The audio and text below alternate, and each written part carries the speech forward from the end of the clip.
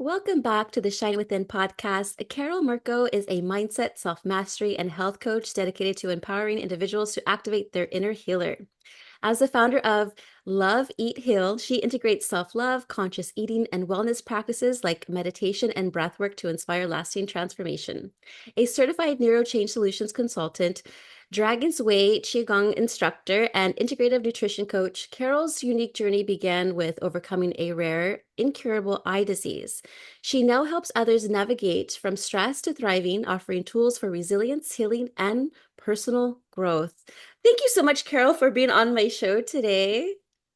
Such a delight. It always is wonderful to meet like-hearted souls in the universe. So thank you for having me.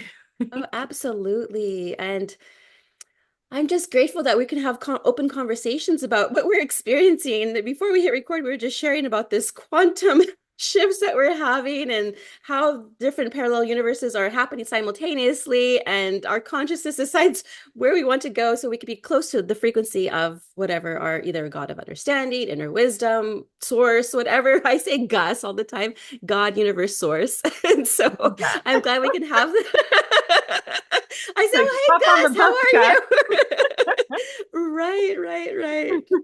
Um, but let's just go ahead and start. And just if you can go ahead and share how your diagnosis actually with that rare eye disease became a turning point into activating your inner healer. Well, it's so funny because I journaled a little bit about it this morning, mostly because I had just hosted a meditation retreat, and I thought, my goodness, like had I not had this experience with this diagnosis, I wouldn't have been hosting a meditation retreat, right? So it's just like so so I'm skipping to the end, just saying, our sometimes our diagnoses are our greatest teachers, right? They open us up to who we are. And I think that, when I was diagnosed, it was during a period when, like, what I say is my Midas touch became tarnished, right? It just seemed like everything was broken in my life. Like and maybe it was just a lifetime of, well, what I learned was basically I was the perfectionist, the good girl, you know, I can do it all. I'm Wonder Woman kind of person, right? And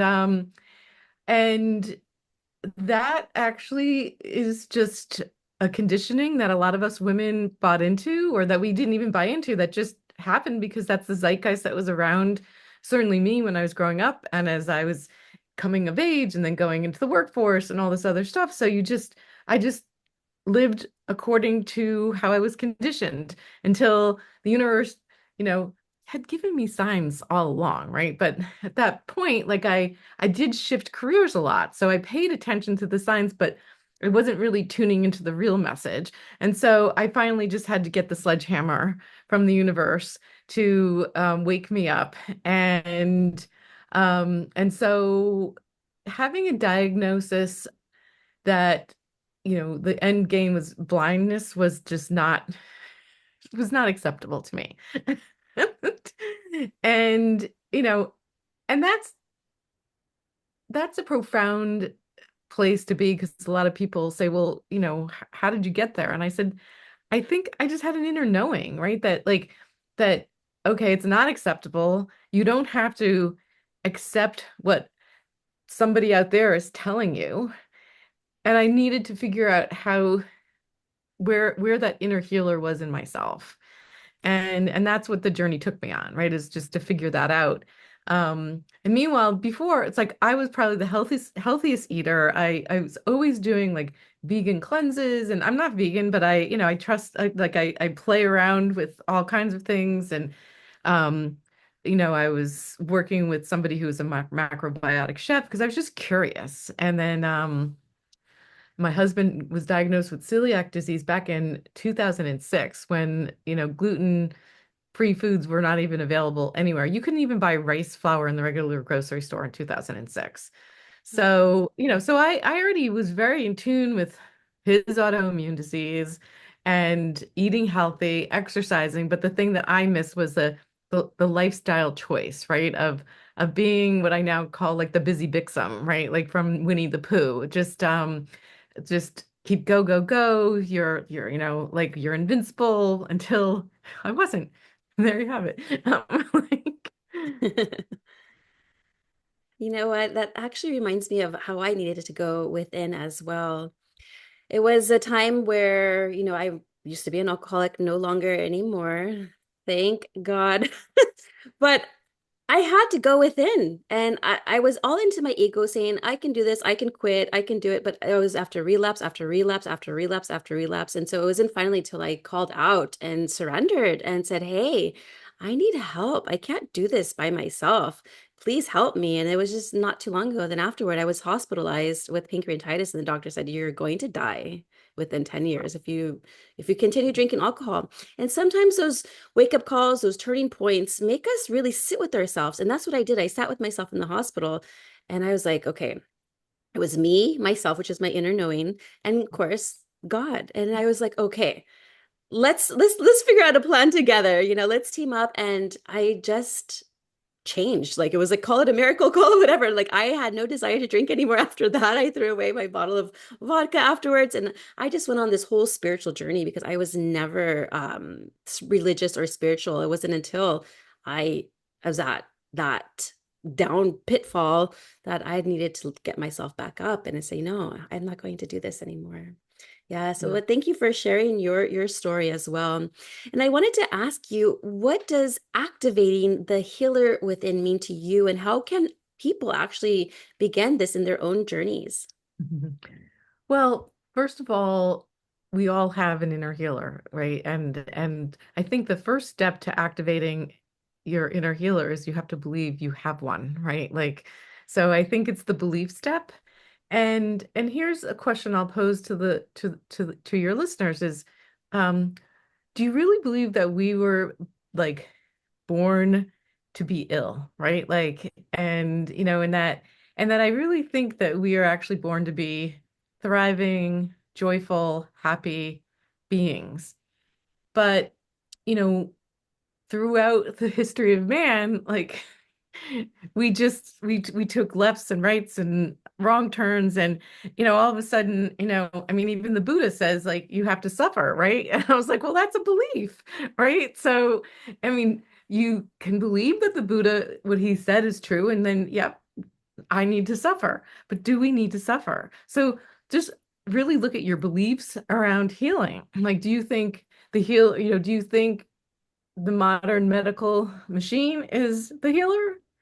Do you think pharmaceuticals are healing, are truly medicine? I mean, it's all up to you to make those, to answer those questions. But if you get to that answer, right, if you're facing, a severe diagnosis, whether you're in the hospital, like alcoholism is a disease too, right? I mean, it's just like, and we all have choices about how we would like to live our lives. You made a choice in that moment, right?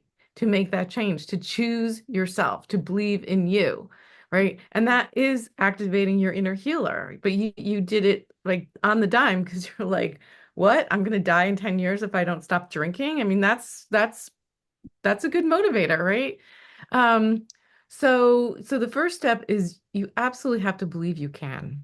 Mhm. Then you open yourself up, you know, to whatever tools maybe that show up, or you start doing some research. I mean, I can't tell you what my healing library looks like. I mean, I've read just about every book. I mean, mine is an autoimmune disease, so like autoimmune everything, right? Like, and at the end of the day, I even came out of the whole autoimmunity thing not believing that our body actually attacks itself. What I believe is that our bodies get confused because we have so many inputs. And as a result of confusing our bodies, they just go to our weakest point. And then, there's a lot of and inflammation is there to try to heal us, right? Like it's there to, but our bodies get confused, and it's like they're trying too hard. And look at my life. I was trying too hard, right? Like, and so many, and it's mostly women that get autoimmune diseases statistically. So we're just pushing too hard. So to activate that inner healer, you do have to go within. So you first start with evaluating whether you believe you have one, right? Like, and then, once you're really, really in tune with that, um, it's then, some people do yoga, some people do meditation, some do a combination. For me, I was attracted to um, the scientific approach. And so I really found Dr. Joe Dispenza, and that's, I'm one of his certified consultants. His work to be the most profound for me, at least in the beginning, because he taught the biology and the neuroscience of change, like how our brain and body works. So when I went into meditation, I already understood the what and the why, so the how would get easier. So I didn't have to go like, okay, this guru just told me if I just quiet my mind, like everything will be great, right? Like I tried that. I'm like, I had such a massive monkey mind. I was like, I guess I'm not good at meditation. And then once I understood that we have everything within our brain and our bodies, and to create the life that we want, whether a healing, a love partner, a new job, a career, how about peace and harmony on the planet, right? If we collectively put all of our consciousness on that, I know that we can shift what's going on in the chaos that's going on right now in the planet. Um, and that's why I think more of us are coming to do this kind of work. Why you were woken up by that visit to the hospital, and why I was woken up by a disease that could have led to blindness. And so what you do is you find the practices that open your heart, and then you do the work, you do the shadow work, I call it, right? You have to figure out what got you to where you are. And so you can't become the new person. You cannot become the healed person if you're bringing the same level of consciousness that made you sick. And so you have to look at what was that programming that I had? What were the conditions? And, I mentioned a lot of them, right? The perfectionist. I mean, there's a lot of other stories that as I did the work, I unearthed, like I had a rejection thing. I had an unworthiness thing, right? Like they're all there. It didn't show up on the ego level, like from like people looking in at me. It was like I looked like I had the tiger by the tail, right? Like, you're living your absolute best life, but I wasn't, in it, my insides weren't, but my outside was. And so it's when you can really light a match in a dark place and evaluate that aspect of those aspects of your life. And then you can't just identify them. You have to have an intention, targeted intention of what you want to become. And you need to connect with that emotion. And then you can't just do that once. You have to do this every single day for the rest of your life. I tell everybody, this work is a practice, not a pill. It's just, anyway, I hope that answered the question. Oh, that's yes, yes, I love it all. So I don't know if I mentioned this when I was sharing with you, but I actually sought out a mindset coach. Well, first, let me get back up. So I wanted to work out. That was my first thing. I'm like, okay, I want to get back into my body. So I was working out in my early recovery. And then one of my girlfriends like, oh, you need to meet one of my trainers. She's awesome. She's a yogi. She's amazing. I'm like, okay, let me try this out. Well, she just had put out a program for women's mindset Mm. coaching. And so I was like, well, there was no alcohol recovery coach, there was no sobriety coach, there was sponsors, but I didn't align to the AA or the 12 steps at all. And so I sought out a mindset coach, which then helped me unlearn everything that we were taught here on earth. She helped me see it for myself. I mean, she didn't change me, I changed myself. But I was able to see all the conditionings that were given to us since childhood. Like, geez, like Yeah. so much stuff I had to unlearn. It was ridiculous. And I'm still unlearning. Like, I'm Oh, finding out so much because now I have that connection with God or yeah. source, whatever you want to call it. And so now I'm just getting downloads like, hey, I just asked, I want to know about this. Please just guide me, show me, whatever. And then, I mean, that's like my spiritual team. Yeah. Yeah, no, and then there's a big team out there actually. Like, truth be told.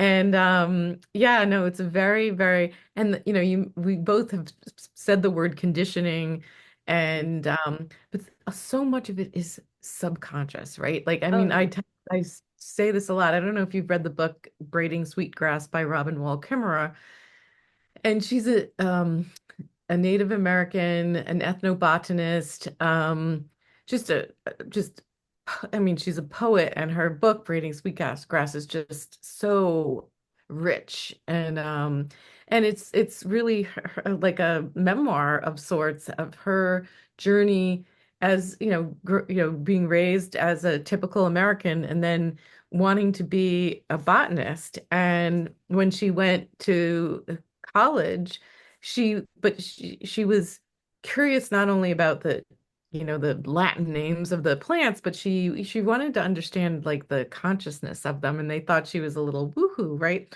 Um, Ultimately, she's now teaching at that level at college. But in her book, Braiding Sweetgrass, she has a chapter called The Language of Animacy when she was trying to learn her native tongue. And she was struggling and struggling, thought, this is ridiculous, right? And then finally, something shifted in her, and what she began to observe is in the Native American tongue. I think it was, I think it was called Potawatomi. Okay, I'm going to destroy it, so I'm not even going to say it. And anyway, she started looking at the types of words they were, and what she discovered is that they're mostly verbs. Mm. And there were no there are very few nouns, and there was no separation. And so you were a being. Everything's some sort of a being. Even a piece of wood was a being, right? So in our language, you know, we are conditioned into separation. So you, me, he, she, us, them, right? Just in our language, we are subconsciously and unconsciously conditioned for separation. And that's just one thing, right? And then like where you're like, oh my God, like who would even think that way? And then you begin to see it all around us, right? Like, and then um there are other conditions, just where who are like who we happen to be born, in the family that we're born into. Where do we live, right? What are their social habits and all of that.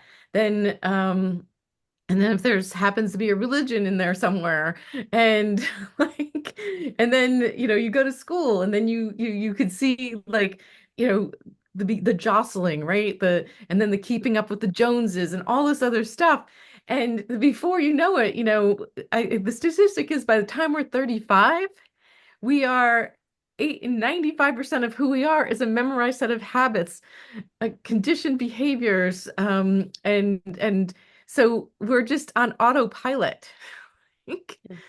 So we're only creating with 5% of the available potential.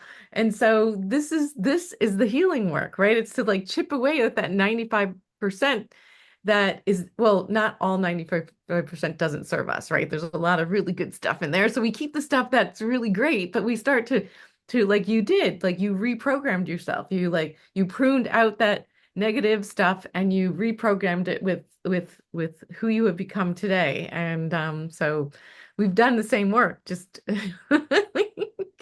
Yes, that conditioning, I tell you. Oh, but everyone can do it. Everyone can deprogram themselves. Just exactly. take a look at the movie The Matrix. I was just gonna say this. I was teaching this to one of my best friends from college. We got finished, and she goes, "Oh my God, Carol, the Matrix is true." Oh, yes, it is. It's a documentary. Exactly. In fact, my Qigong master, it's so funny. He has two required movies to watch. One of them is The Matrix, and the other Uh-huh. one will crack you up is Kung Fu Panda. Oh, But yes. Kung Fu Panda is Taoism. I mean, like it's just like so it's like that's all you need. Those two movies. That's great. So I'll have to remember, yeah, I'll recommend Kung Fu Panda because it's true. Yes. And I love that movie. Oh, the Why? kids But loved you it go too. with new eyes, right? When now you're looking at like some of the things like that, the panda says it's or his father or it's just you're like, yep, that's it. We're just there are no accidents. Oh, I know there are no accidents. Oh, I love it. Yes. So also in my sobriety, I had to not only detox from alcohol, but I had to detox from like fear, stress, anger, anxiety, resentment, hate, all of that stuff. And I know with today's chaotic and anxiety inducing environments that we live in with this conditioned world, I was going to ask you what types of tools or practices can individuals go ahead and do to become more resilient and become more present? I'd say the first tool in everybody's toolkit should be breath work.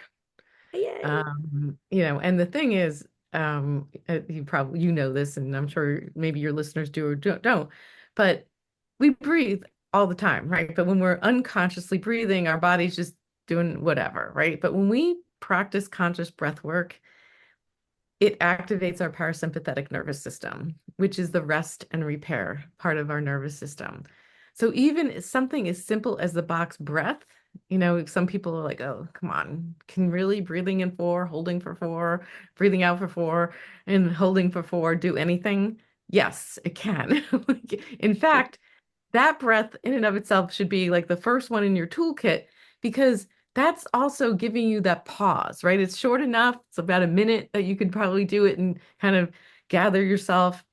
When we practice the pause, we will never say, I should never have said that. I shouldn't have sent that email. I shouldn't have, cut that person or that person who cut me off. I shouldn't have given the finger, whatever, right? We could like really cure a lot of potential negative stuff by just doing a quick box breathing technique. And then if you really want to take it further, there are a lot of breath work, there's a ton on YouTube. There's a lot of practitioners and teachers and you can take that as far as you want. I mean, I love Wim Hof. I'm sure have you practiced any of the Wim? Yeah, I mean it's so good. Um and after breath work, I think it's really up to you because there's so many practices. I love meditation and I love Qigong. So those are my like other tools. And the reason why I like Qigong is that it's a Chinese medical martial art that is designed to open up your invisible meridian pathways. So, we go to acupuncture, you get a needle, it opens you up. But here you could actually do a practice, a physical practice that does that for you.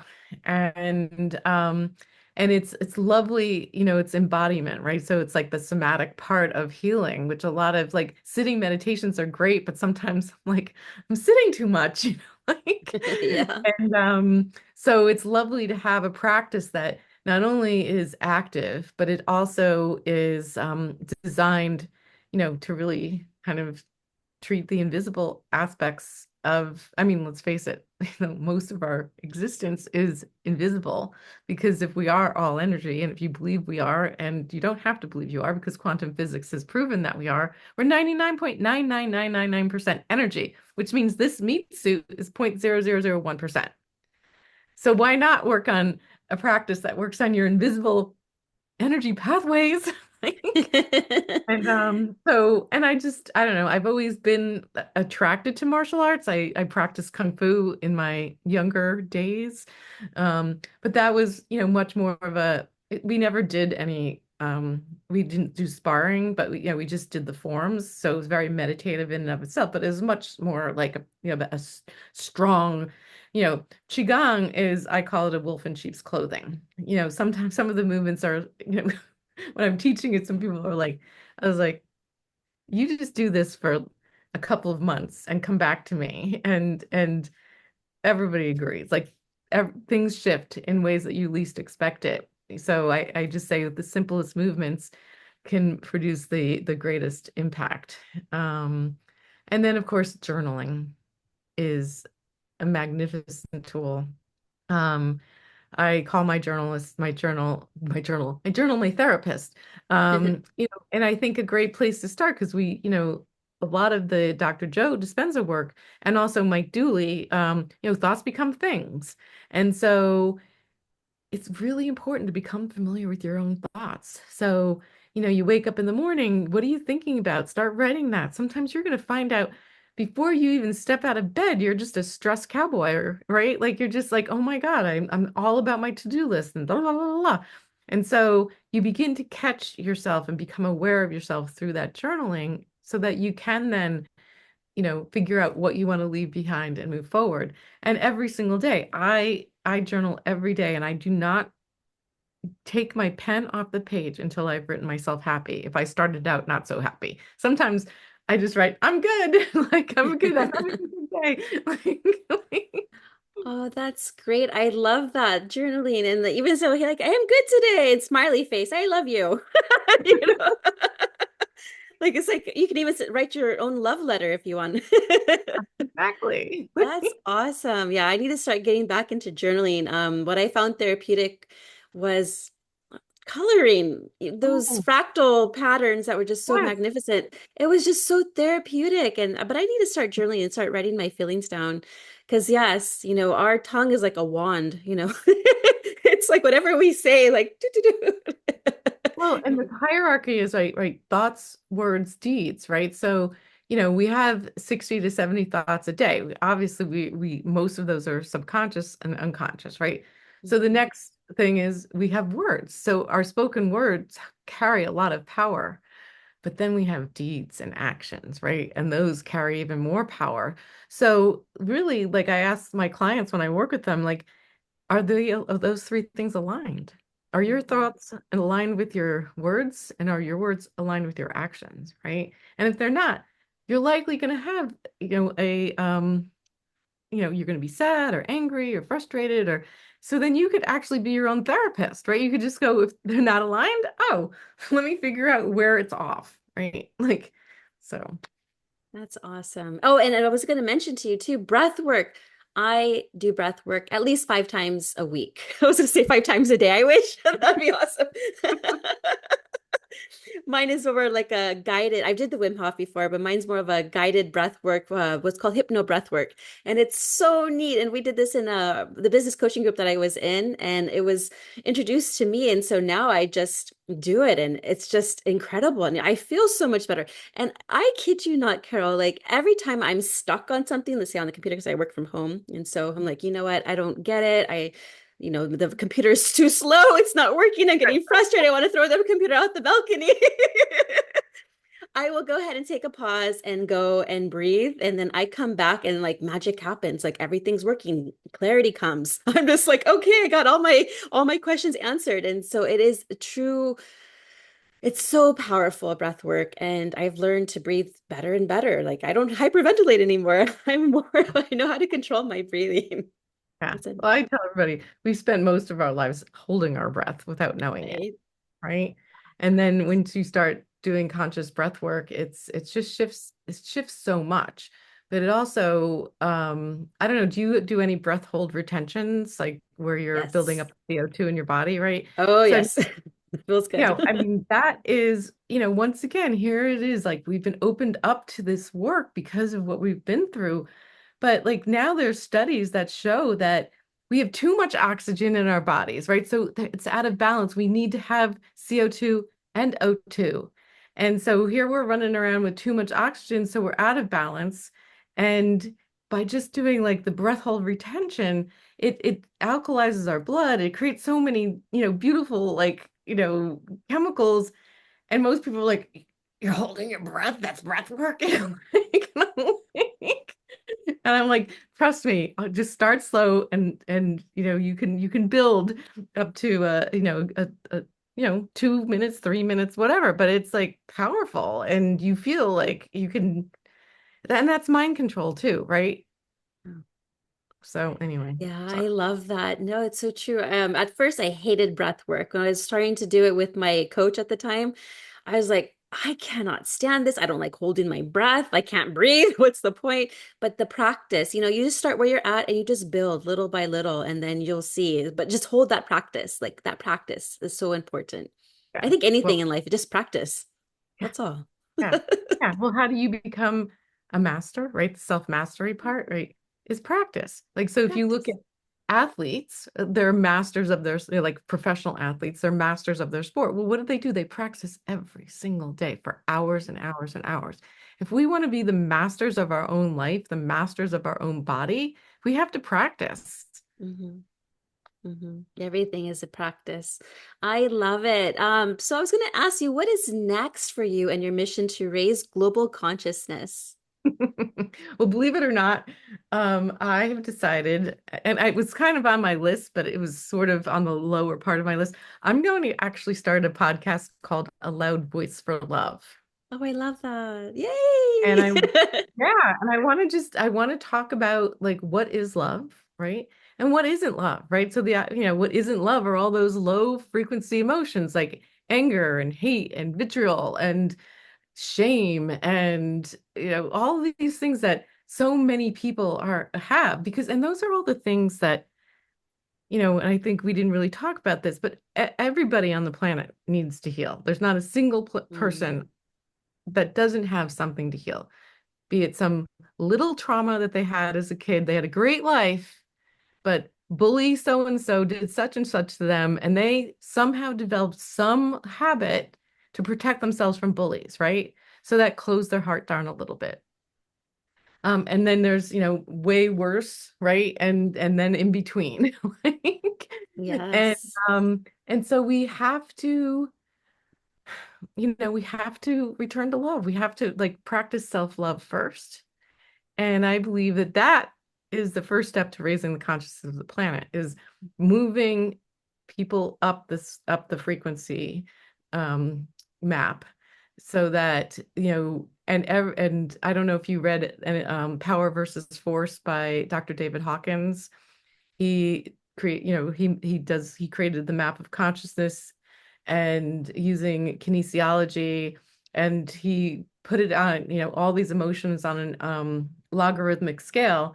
And he was able to prove that as you move up the scale from shame to enlightenment, the higher you go up the scale, the greater the impact of the emotion, right? So if we could just move people out of anger, right, into courage, like from courage into possibility, whatever, that then their pebble will create bigger circles out into the world.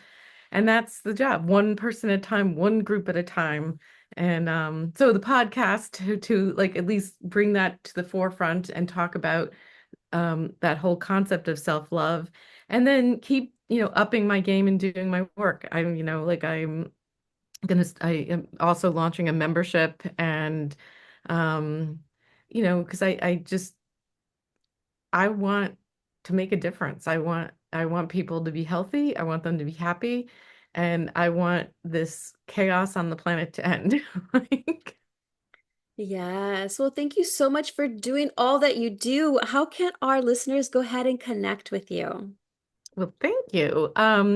Best place is to start at my website, which is loveeatheal.com. And always, I'm on the socials as that: Facebook, Instagram.